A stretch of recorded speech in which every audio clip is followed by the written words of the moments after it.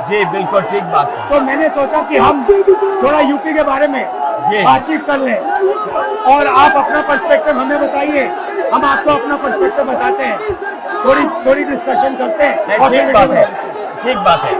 मैं समझता हूँ कि जब माइक खराब हो गया, हम दोनों बात करेंगे, वो रिकॉर्ड होकर के जाएगी तो लोग बेहतर और अच्छा समझेंगे और अच्छा रिजल्ट आएगा। और क्योंकि सोशल मीडिया से वेल कनेक्टेड है तो सब लोगों को जानकारी मिल जाएगी कि हम और आप क्या बोल रहे हैं। यूपी जो 80 सीटें दे रहा है, इसमें 79 सीटें समाजवादी पार्टी, कांग्रेस, इंडिया गठबंधन जीत रहा है।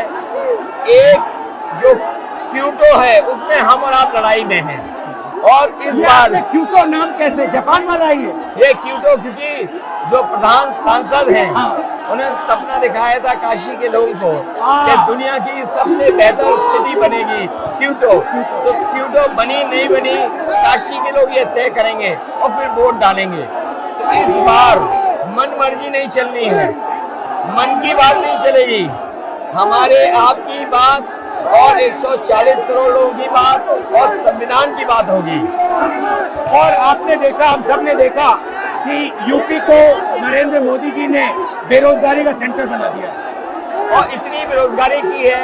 ये जितने बच्चे दिखाई दे रहे हैं, ये वो लोग हैं, दिखाओ जो अग्निवीर या पेपर लीक, जिसकी वजह से इन्हें नौकरी नहीं मिली है और ये सब रोजगार नौकरी चाहते हैं। बीजेपी ने जो झूठे सपने दिखाए थे इन्वेस्टमेंट मीट के, जो झूठा सपना दिखाया था डिफेंस एक्सपो का, जो सपने बेचे थे G20 में, लेकिन इन नौजवानों को न नौकरी मिली न रोजगार मिला, आज ये खाली हाथ हैं। तो इसलिए हमें और आप मिल के, जो आपने कहा, जो इंडिया गठबंधन कह रहा है कि 30 लाख बच्चों को नौकरी दी जाएगी, उस दिशा में हम लोग काम करेंगे। और पहली नौकरी पक्की स्कीम, जिसके माध्यम से हर ग्रेजुएट को नौकरी का अधिकार, बेहतरीन ट्रेनिंग और बैंक अकाउंट में 1 लाख रुपए साल के। आपने नोट किया कि मोदी जी खटाखट बोलने शुरू कर दिए। ये आपके खटाखट के बाद वो रटारट खटाखट कर रहे हैं। अच्छा, आप एक बात बताइए, मुझे क्यूरियोसिटी है, थोड़ा आप अपने पापा के बारे में मुझे बताइए जी। मुलायम सिंह यादव जी के बारे में बताइए। आपने उनसे क्या सीखा? नेताजी और उनके साथ के लोग बिल्कुल जमीनी राजनीति करते रहे। हालांकि नेताजी कुश्ती, पहलवान और गाँव के थे। करते हो कुश्ती? नहीं, मैं कुश्ती नहीं कर पाया जीवन में, क्योंकि मैं मिलिट्री स्कूल में चला गया तो कुश्ती नहीं कर पाया। लेकिन नेताजी इसीलिए धरती पुत्र बोले गए कि वो जमीन की बात को समझते थे। धरती पर जो लोग हैं उनकी क्या भावना है, उसको लेकर के वो आगे बढ़ाना चाहते थे। और आपका इस क्षेत्र से और इस शहर से आज का लगाव नहीं है, न जाने कितने सालों पुराना लगाव है। जो इमोशनल कनेक्ट आपका इस शहर और शहर से है, वो शायद और किसी राजनीतिक परिवार का नहीं होगा।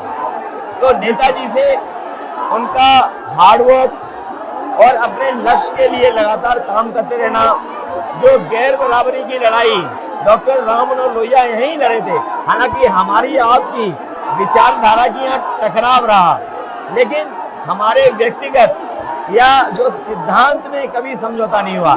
सिद्धांत को लेकर के हमने आपके साथ खड़े हुए और कई बार खड़े हुए, और आपकी भी पार्टी सिद्धांत से बहुत करीब रही समाजवादियों के। बट मुझे लगता है कि अब एक नई तरीके की पार्टनरशिप बन रही है, क्योंकि जो इस बार हमारा कोऑपरेशन है, शायद पहले ऐसा कोऑपरेशन नहीं हुआ। मतलब बिल्कुल सब जुड़ गए। सबसे अच्छा ये है कि जितना उन्होंने कहा 2 लड़कों की जोड़ी, उतना युवा आपसे, हमसे, इंडिया गठबंधन से और जुड़ गया। तो ये नेचुरल अलायंस है, और नेचुरल अलायंस इसलिए लोग महसूस कर रहे हैं कि वो चाहते हैं कि नौकरी और रोजगार मिले, नौकरी और रोजगार मिले। तो ये बड़ी भावना है कि हमसे आपसे ये यूथ कनेक्ट कर रहा है। सबसे बड़ी बात, महंगाई की चोट सबसे ज्यादा इन लड़कों को लगती है।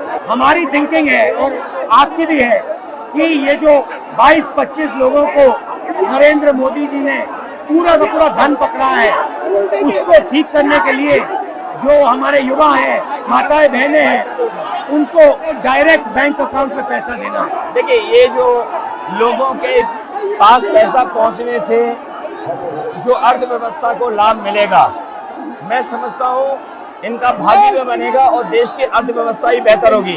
ये जरूरी स्कीम है कि इनके अकाउंट में पैसा पहुंचे, जिससे थोड़ा बहुत जीवन स्तर इनका भी अच्छा हो। नरेंद्र मोदी जी डिबेट से क्यों डरते हैं? क्योंकि वो सच का सामना नहीं करना है ना, चाहते। पूरा उनका झूठ का गुब्बारा है। वो बीजेपी और बीजेपी के लोग मन मर्जी से चलते हैं, अपनी मर्जी से चलते हैं, और उनको लगता है कि डिस्कशन की कोई जरूरत नहीं है क्योंकि वो सब कुछ जानते हैं। डेमोक्रेसी में जितना डिस्कशन होगा, जितने विचार एक दूसरे को हम सुनेंगे और एक दूसरे पे भरोसा करेंगे, उतना हमारा लोकतंत्र मजबूत होगा।